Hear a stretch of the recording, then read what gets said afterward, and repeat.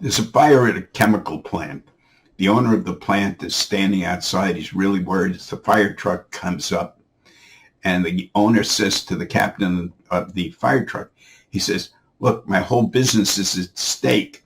In the safe in the middle of the factory are the formulas to all the products we made.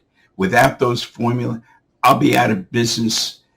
So you've got to do everything to get me those formulas. I'll give you a $50,000 reward.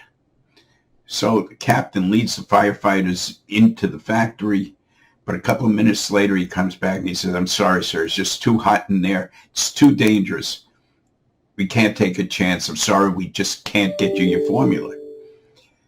The owner says, I'll double it. I'll give you 100,000.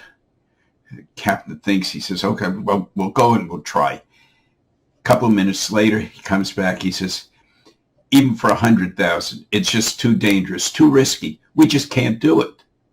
The owner says, I'll give you 200,000. And while they're talking, a fire truck from a private community loaded with 65-year-old Hasidim comes barreling down 100 miles an hour.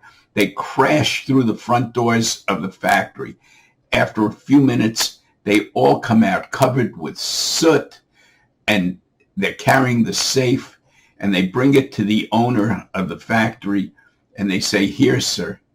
And the owner says, my God, I am so grateful for it, for what you've done. Here's $200,000 reward.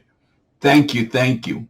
Well, there's a reporter who hears all of this, and he goes over to the leader of the Hasidim, and he says, sir, $200,000 is a lot of money.